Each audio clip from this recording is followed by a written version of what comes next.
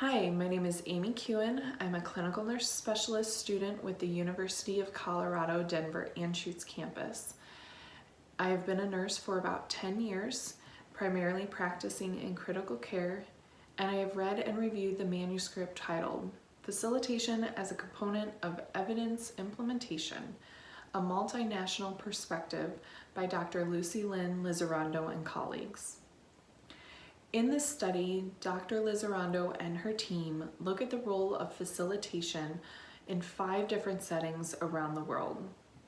Specifically, they were looking at how facilitation was utilized during evidence-based practice implementation initiatives to spur change in healthcare settings, and would define effective facilitation methods. The authors of this study did a great job of laying out each of the 5 case studies and discussing them individually. Within this manuscript, I did find a bit of confirmational bias as the authors discuss factors such as limited resources and staff that create general barriers to facilitation, but they didn't mention any specific limitations or barriers that they encountered with each case study during the implementation process. As with any project, especially ones that bring change to the organization, there are challenges along the way, and it would have been beneficial to the reader if those challenges were listed as learning opportunities or factors to expand upon for future studies. Perhaps the authors could consider follow-up publication that focuses on these challenges that the facilitators had to overcome in each case study.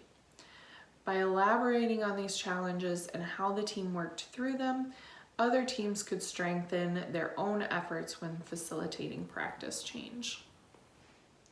This manuscript is a good example of how facilitation is similar and different among organizations and countries. The authors describe how facilitation is multifaceted and collaborative across all disciplines, which could be translated to other fields, not just in healthcare. One such industry is manufacturing, where there are different levels of individuals working towards the same goal to produce a quality product.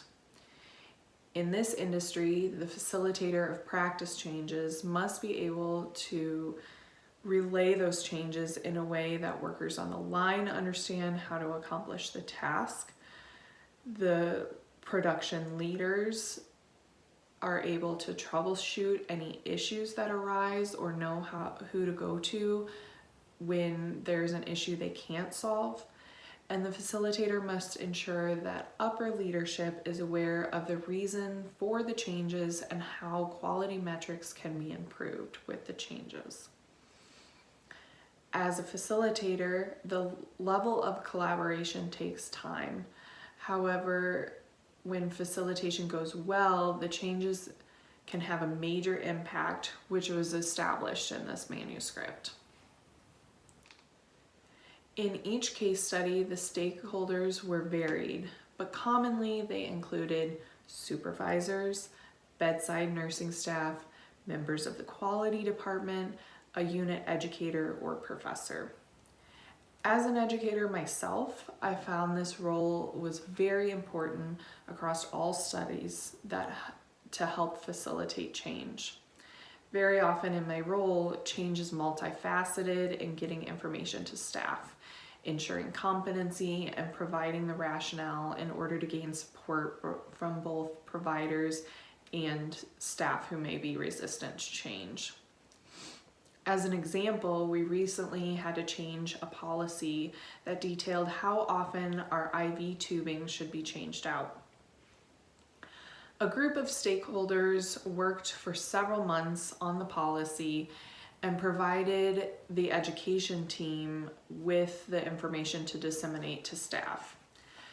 3 days before the rollout was to happen, the team realized that they didn't have the right stakeholders at the table when they were discussing changes. This led to massive confusion among staff. We didn't have the right equipment to be able to roll out these practice changes, And ultimately, the rollout had to be pushed back several months until we could accommodate the changes needed. Had the facilitators of this IV policy had the information from this manuscript, potentially these errors could have been avoided and the right people could have been at the table. As always, it's important to have unit leadership involved in the facilitation of changes, not only for accountability purposes, but also leading by example for their staff. Without leadership support and engagement, changes very often fall by the wayside. And I really liked how they had a member of the quality team involved in the changes.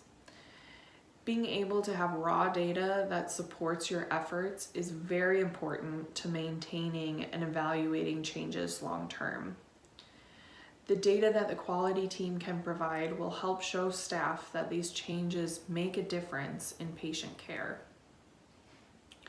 In this manuscript, the authors pointed out that more research was needed on this topic. For future research in this area, it could be interesting for the authors to look at how facilitation of an evidence-based implementation compares to that of another industry.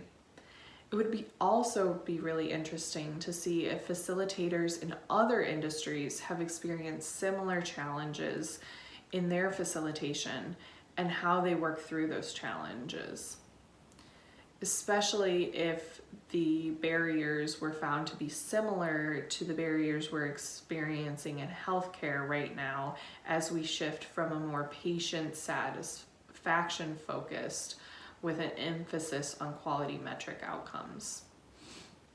Finally, I would encourage the authors to look at how technology affects facilitation of evidence-based implementation projects, specifically with the use of virtual platforms for the dissemination of information.